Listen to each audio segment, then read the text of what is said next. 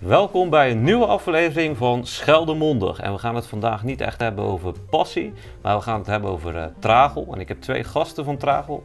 Eentje woont bij Tragel en eentje werkt bij Tragel. En ze gaan zichzelf even voorstellen. Herman Beun. En jij woont op Tragel? Op Tragel. Maria Ros, jobcoach bij Tragel. Ja, Herman, je woont in Oostburg. Ja. Hoe is dat? Leuk. Om in Oostburg te wonen? Leuk hè? Je boert het al op de plaats. Je bent geboren in Oostburg. Ja. En je mag er nog wonen ook. Ja, nee. Nou, ik weet niet of dat erg is. Maar Nee, dat is leuk, dat is leuk. volgens mij heb je het wel naar je zin in Oostburg. Ja hoor.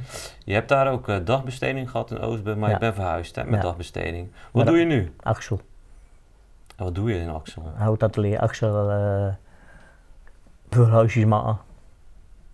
En met de lintzagen werken. En boren.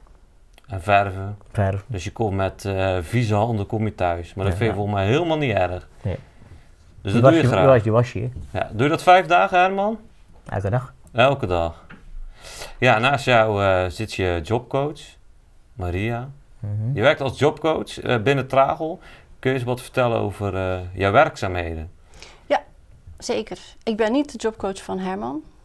Herman die heeft momenteel geen jobcoach. Je bent nog op zoek, Herman. Want die Ja. heeft hij niet nodig, want hij Kan dat niet doen, heeft hè? zijn plekje gevonden in dagbesteding. Kijk, dat is mooi. Mhm. Maar mensen die... Hij heeft vroeger wel dan wat dingetjes gedaan met jobcoaching. Want toen was hij wat zoekende. De dagbesteding sloot niet zo goed bij hem aan, het aanbod. Nee. En nou, dan is er een vraag. Ik wil graag ergens aan de slag bij een bedrijf. Ik wil graag zoveel uur werken. Dan gaan wij daarvoor naar op zoek. Naar iets passends bij de cliënt. Gaan we een gesprek aan met het bedrijf. Voorwaarden scheppen. Kijken welke werkzaamheden passen. Of die we zouden kunnen aanpassen. Zodat de cliënt daar kan werken.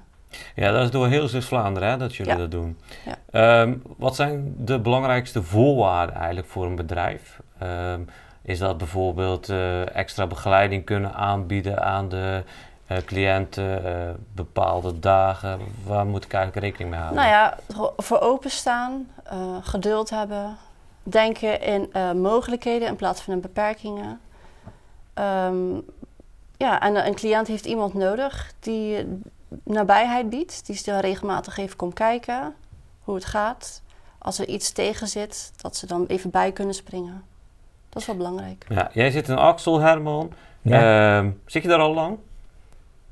In Axel? Helemaal pas. Daar zit je nog maar pas. En je hebt het naar je zin. Zou je ook nog iets anders willen? Of zeg je van, nou laat me maar lekker 5 dagen daar in Axel zitten? Nee, ik zit van maandag, dinsdag, woensdag, donderdag, vrijdag en Axel. Maar je zou niks anders willen? Nee. Je zit daar prima Prima nummer zijn. naar je zin. Ja, Maria, we zitten hier omdat Herman wel een keer een kijkje wilde nemen ja, in een studio. Heel graag. Ja, heel graag. Maar dat heeft ook te maken met een stage die ze binnen Tragel doen. Dat heet de Prokkelstage. Kun jij Ja. eens iets vertellen over de Prokkelstage? Ja, de Prokkelstage is een landelijke actie. Waarbij in die week er ontmoetingen ontstaan tussen mensen met en mensen zonder een verstandelijke beperking.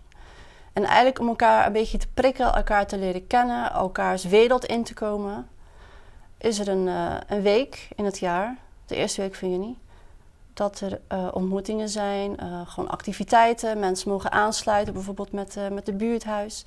En stages proberen we te regelen. Bijvoorbeeld voor Herman, dat hij hier graag wilde komen.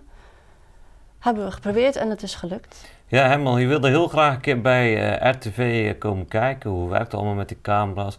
Zijn die presentatoren allemaal zo leuk als ze op televisie zijn? Nou, je hebt mij ontmoet en je hebt mijn collega Jan ontmoet. Valt het mee? Valt mee. Valt mee, hè? We Ja. zijn best wel aardig toch in het echt? Ik vind dat wel Ja. Ja, wat vind je er eigenlijk van, zo'n studio? mooi. Er komt veel bij kijken, hè? Ja. Om zo'n televisie te maken. Zou je dat zelf ook kunnen? Televisie maken? Achter een camera staan of Nee. een presentatie doen? Even de radio, mengpaneel lig je bij. Radio Ik zou ben liever je- DJ zijn. Je zou liever DJ zijn. Ik dacht dat het studio hier ook was. Maar dat is Nee, Nee. die mensen van RTV die zitten daar, doen dat allemaal ergens anders. Oh, dat is jammer. Dat is jammer, hè? Maar je hebt het over DJ. Ja, Ik heb gehoord dat je nogal fan bent van een beetje het hardere muziek, hè? Aero krijg je ook rockers gehad nog. Ja. Of Veronica of 538, ja. Maar ga je ook wel eens naar concerten toe dan? Ja, Raspop. Ja, dat is, die zag ik. En je hebt ook iets op je t-shirt staan. Ramones. Ja, kun je daar eens iets over vertellen? Want ik ken het niet. Nou, die zijn allemaal dood. Die bestaan niet meer. Die bestaan niet meer, maar je bent er nog wel een hele grote Ik fan. ken al cd's van. Alle cd's. Ja. Dus en die draaien ook Kasten vol. kasten vol. En die draaien ook volle bak. Volle bak. Binnen Tragel ben je daar wel een beetje bekend om volgens mij. Ja, Ja, ik heb het wel al een keer heel goed. gehoord, zeg maar. Ja. Ja, ik was vorig jaar was ik te gast op Tragel. Ja. Ik heb hier in de studio de bestuurder van Tragel op bezoek gehad, Guus Ja. Bannenberg. Maar ik ben ook te gast geweest, onder andere in Oostburg. Ja. Ik ben naar de Dagboog geweest in Terneuzen. En toen was het nog nieuw in Hulst. En daar gaan we nu even naar kijken. Ja. Kijk je mee? Ja.